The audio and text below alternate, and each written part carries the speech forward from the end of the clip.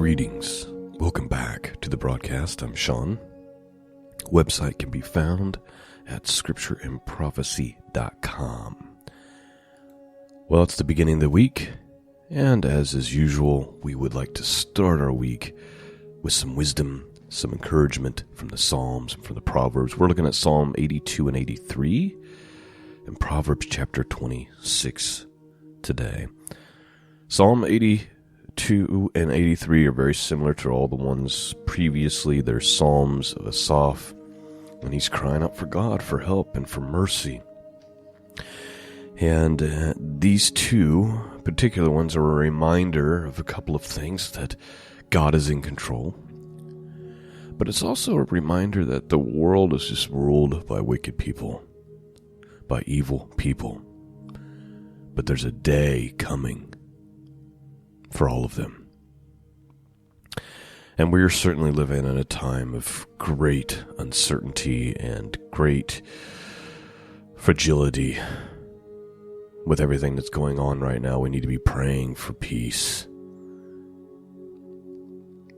Maybe I'll talk more about that in the future, but for now, let us just read these Psalms with a heavy heart, as if we are actually praying these things to God in heaven. May His mercy, favor, and grace be with us.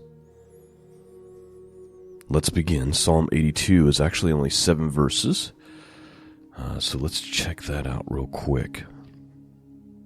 Psalm 82, let's begin. God standeth in the congregation of the mighty.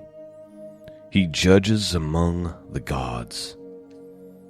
How long will you judge unjustly and accept the persons of the wicked? Defend the poor and the fatherless.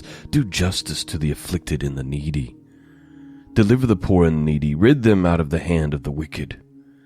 They know not, neither will they understand. They walk on in darkness. All the foundations of the earth are out of course. I have said, ye are gods, and all of you are the children of the Most High. But you shall die like men, and fall like one of the princes. Arise, O God, judge the earth, for thou shalt inherit the nations. Psalm 83. Keep not thou silence, O God. Hold not thy peace, and be not still, O God. For lo, thy enemies make a tumult, and they that hate thee have lifted up the head. They have taken crafty counsel against thy people, and consulted against the hidden ones. They have said, Come, and let us cut them off from being a nation, that the name of Israel may be no more, and no remembrance. For they have consulted together with one consent. They are confederate against thee. The tabernacles of Edom, and the Ishmaelites of Moab, and the Hagarenes, Gebal, and Ammon, and Amalek, the Philistines, with the inhabitants of Tyre. Assur also is joined with them. They have holpen the children of Lot. Do unto them as unto the Midianites, as to Sisera, as to Jabin at the brook of Kison, which perished at Endor. They became as the dung of the earth. Make their nobles like Oreb and like Zeb, yea, all their princes as Zevah and as Zalmunna, who said, Let us take to ourselves the house of God in possession.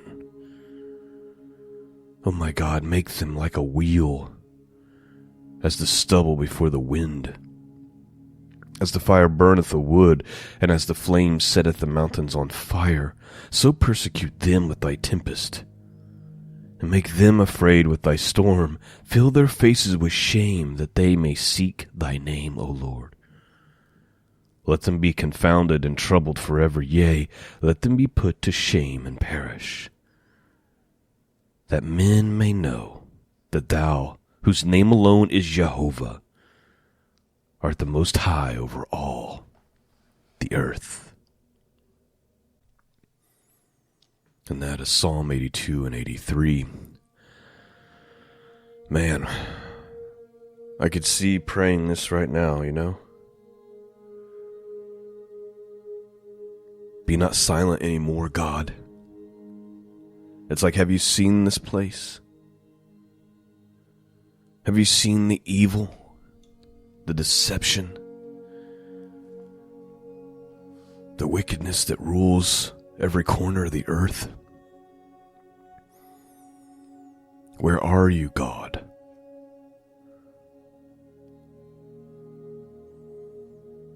Let the world know that your name is Jehovah and that you are the most high over all the earth, as the psalmist prays. In verse 8 of Psalm 82, the psalm ends with verse 8 saying, Arise, O God, judge the earth, for thou shalt inherit all the nations. Come quickly, Lord Jesus, come quickly. Maranatha.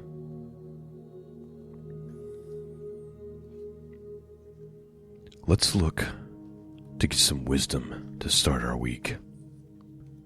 We are ready for Proverbs chapter 26 this morning. Let's have a look.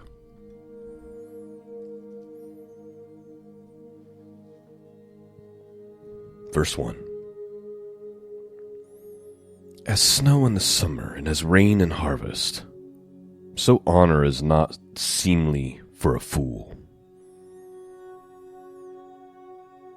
As the bird by wandering, as the swallow by flying, so the curse causeless shall not come. A whip for the house, a bridle for the ass, and a rod for the fool's back. Please note, as you can see, that this proverb seems to be very clearly dealing with foolishness. It's like, you don't give fools honor, although we do in our society, right? This is what we do in this, because everything is backwards in our world. We do the very opposite of what makes sense. The most foolish people, the most wicked people are the ones we exalt and give honor to. The writer starts by saying, it's kind of like snow in the summer or rain during the harvest. That's the same as giving honor to a fool. Verse 4, Answer not a fool according to his folly, lest thou also be like unto him. Answer a fool according to his folly, lest he be wise in his own conceit. He that sendeth a message by the hand of a fool cutteth off the feet, and drinketh damage. The legs of the lame are not equal, so is a parable in the mouth of fools. As he that bindeth a stone in a sling, so is he that giveth honor to a fool. As a thorn goeth up into the hand of a drunkard, so is a parable in the mouth of fools. The great God that formed all things both rewardeth the fool and rewardeth transgressors. As a dog returneth to his vomit, so a fool returneth to his folly. Please note that is a very popular proverb, and for a good reason.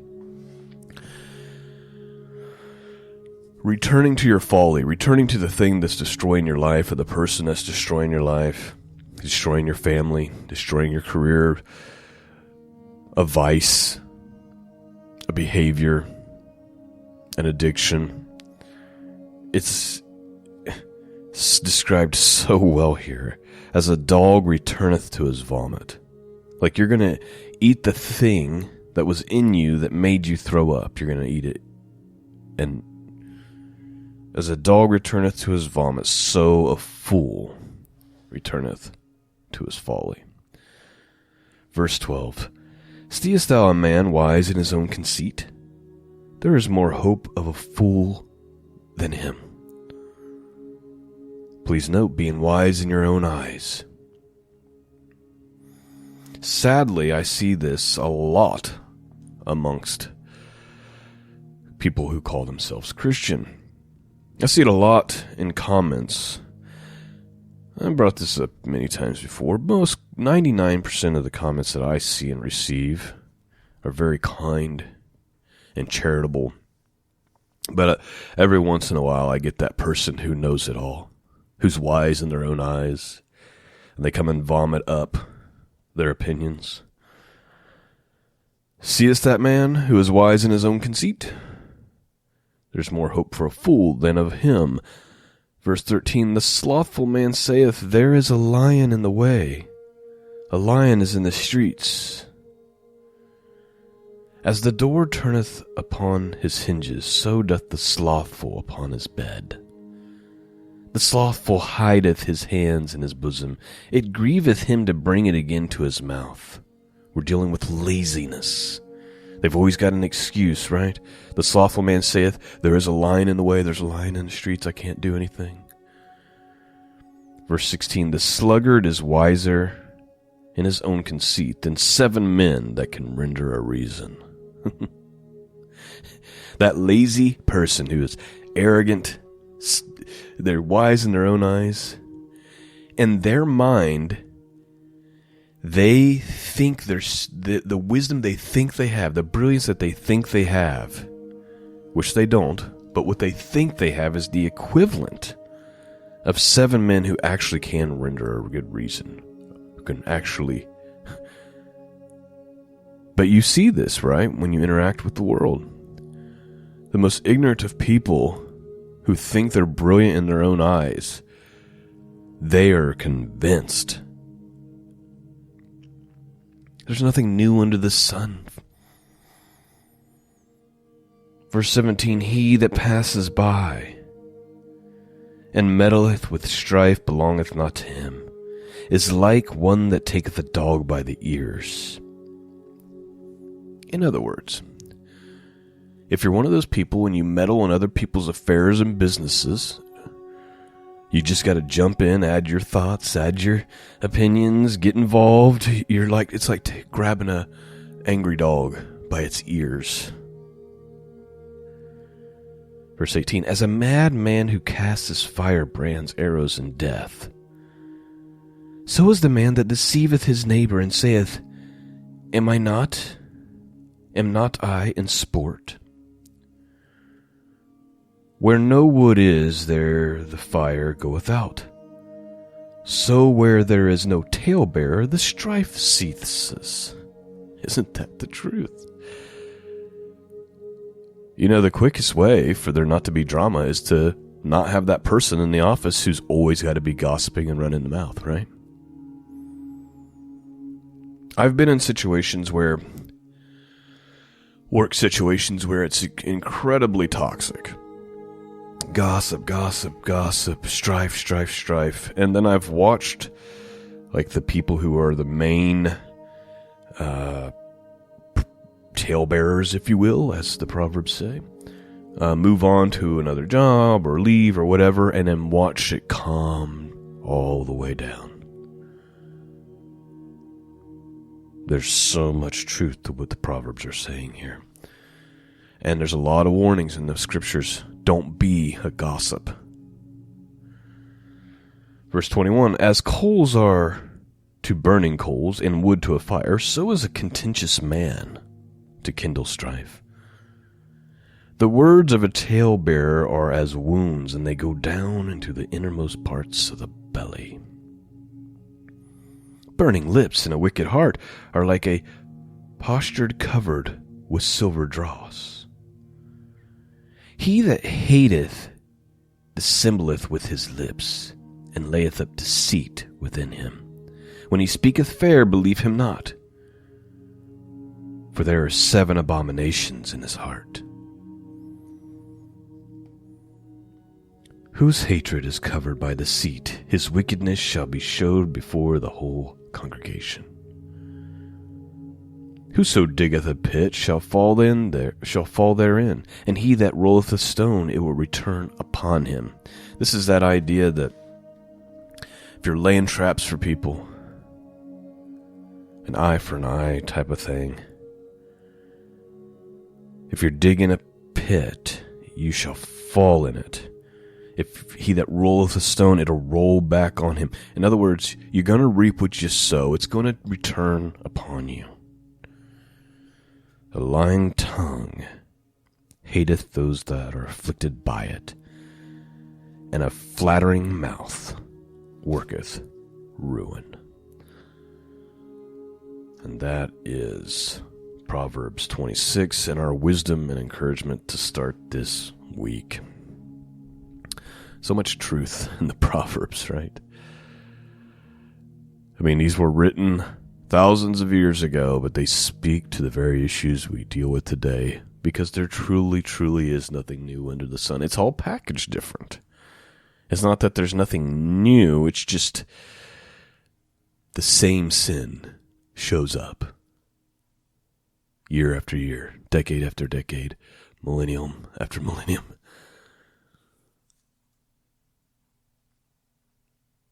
I pray you've been blessed this morning. Thanks for taking the time to listen. Peace and grace be with all of you. And until next time, God bless.